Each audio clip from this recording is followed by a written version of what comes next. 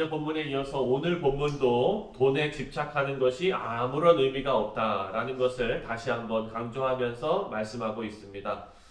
솔로몬이 바라본 사람들의 모습은 많은 재물을 가지고 있더라도 우리가 어제 묵상한 그 말씀 5장 18절에서 20절의 말씀, 즉 다시 말하면 하나님께서 우리에게 주신 몫이 있는데 그 몫을 즐거움으로 누리지 못하는 그런 사람들이 많다는 거죠. 그래서 어제 말씀을 정리해 보면 하나님께서 우리에게 몫을 주셨어요. 하나님의 즐거움을 누리는 몫을 우리에게 허락하셨습니다. 근데 그것은 하나님께서 우리에게 수고하게 하시고 그 수고의 정당한 대가로 얻은 그 몫을 하나님의 은혜로 받아 누리는 것입니다. 우리가 성실하게 수고하고 일하고 하나님께서 주신 것에 감사하고 그것을 누리는 삶을 허락하셨는데 많은 사람들이 돈은 많은데 그것을 누리지 못한다는 거예요. 그래서 오늘 본문 1절을 보면은 이런 사람들이 참 불행하다라고 말합니다. 1절에 이렇게 말합니다. 제가 읽겠습니다. 내가 해 아래에서 한 가지 불행한 일이 있는 것을 보았나니 이는 사람의 마음을 무겁게 하는 것이라. 솔로몬은 하나님께서 주신 즐거움을 누리지 못하는 그 일을 불행한 일이다라고 말합니다. 근데 여기에 불행하다라는 이 단어를 살펴보면은요, 패단이나 악함으로 번역이 되는 단어입니다. 그래서 이것을 다시 한번 우리가 생각해 보면 하나님께서 허락하신 기쁨을 누리지 못하는 것은 단순히 불행하다, 안타깝다라고만 생각할 것이 아니라 그것은 악한 일이다라고 우리가 해석을 할 수 있는 것입니다. 그래서 이 말씀을 2절에서는요, 하나님께서는 그 일을 그에게 허락하지 않으셨다라고 또 표현하고 있습니다. 우리 2절을 다 같이 한번 읽겠습니다. 시작. 어떤 사람은 그의 영혼이 바라는 모든 소원에 부족함이 없어 재물과 부유와 존귀를 하나님께 받았으나 하나님께서 그가 그것을 누리도록 허락하지 아니하셨으므로 다른 사람이 누리나니 이것도 헛되어 악한 병이로다. 하나님께서 그 부를 누리지 못하도록 허락하지 않으셨다라는 말씀입니다.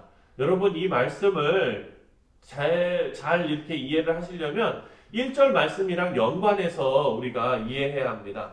하나님께서 그렇게 수고하고 정당한 대가로 하나님께서 우리에게 주신 몫을 즐겁게 누리도록 우리에게 허락하셨는데 2절을 보면은 하나님께서 그것을 누리지 못하게 하셨다는 거예요. 그 이유는 뭡니까? 그 사이에 뭐가 있는 거냐면 바로 불행이 있는 거예요. 근데 그 불행은 뭐라고 해석할 수 있다고 그랬죠? 악함으로 해석할 수 있다는 거예요. 우리가 악함으로 그것을 못 누리는 것이라는 거죠. 그래서 하나님께서 그 부를 누리도록 허락하지 않으셨다라고 솔로몬은 말하고 있습니다. 거기에 키워드는 바로 자족하지 못하는 자라는 거죠. 하나님 안에서 자족하지 못하는 자에게는 하나님께서 그 즐거움을 누리지 못하게 하신다로 우리가 이해할 수 있습니다. 그렇게 계속 돈을 따라 수고만 하고 5장에서 말씀하신 것처럼 그 수고의 몫이 다른 사람에게 갈 것이다 라고 5장에 이렇게 얘기했죠. 자, 3절부터 6절까지 말씀은요, 돈을 쫓아 살아가는 잘못된 가치관을 가진 사람들이 얼마나 무익한지, 허무한지, 태어나자마자 죽은 아이가 더 나은 삶을 사는 것이다 라고 심지어 어떻게 보면 좀 강하게 표현하고 있습니다. 인생을 살아보지도 못하고 생이 끝난 아이입니다. 얼마나 불행한 아이입니까? 얼마나 안타까운 죽음입니까? 그런데 그 죽음에 솔로몬은 빗대서 뭐라고 얘기하냐면 이 땅에서 하나님을 주인으로 모시고 사는 것이 아니라 돈을 주인으로 모시고 사는 인생은 이렇게 태어나자마자 죽은 안타까운 죽음보다 더 비참한 것이다 라고 말하고 있어요. 그래서 여러분 7절과 9절 말씀을 우리가 살펴볼 텐데요. 이 7절 말씀과 9절 말씀은 어찌 보면 연결되어져 있는 말씀입니다. 우리가 본문 7절 말씀을 먼저 읽겠습니다. 7절 시작. 사람의 수고는 다 자기의 입을 위함이나 그 식욕은 채울 수 없느니라. 아멘. 내용이 참 재밌습니다. 솔로몬은 어차피 수고하는 것이 다 먹고 살려고 하는 일인데 그렇다고 계속 수고해서 먹어봐라 내일 또 배고프지 이런 얘기예요. 정말 허무해지는 얘기 아닙니까? 맞는 말인데도 기운이 쭉쭉 빠집니다. 그래서 기운은 빠지지만 그래도 내일 배가 고프더라도 일단 먹어보고 허무한지 아닌지 생각해 보겠다라는 사람이 있을 거 아닙니까?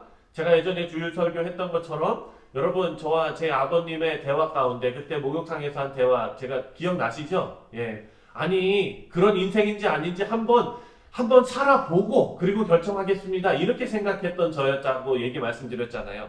그런 생각을 가진 사람들에게 솔로몬이 9절 말씀을 주시는 거예요.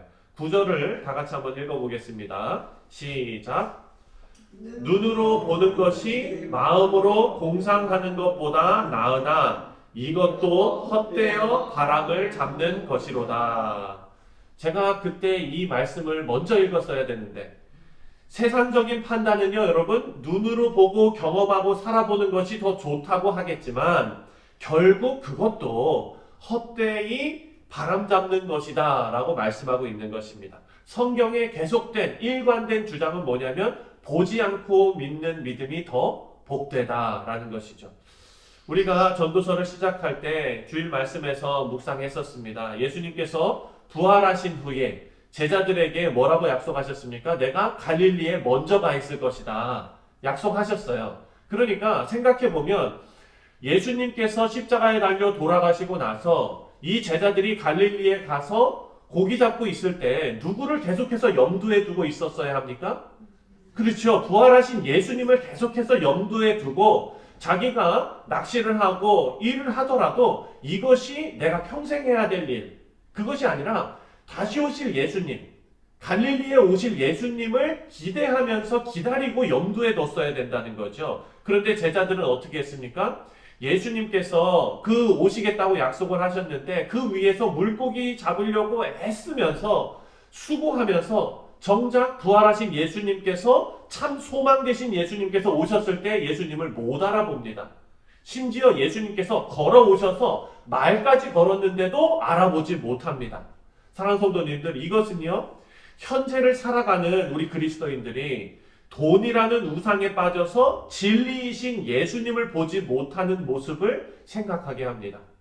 이 시대에는요, 여러분, 하바국 선지자의 고백이 필요한 것입니다. 우리가 다 잘 알죠? 무화과 나무 열매가 없고, 포도 열매도 없고, 감람나무 열매도 없고, 논밭에 식물도 없고, 우리의 양도 없고, 그리고 외양간에 소도 없어도 나는 즐거워할 수 있다라는 고백입니다. 왜 즐거워할 수 있습니까? 무엇으로 즐거워합니까? 여호와를 인하여 즐거워한다.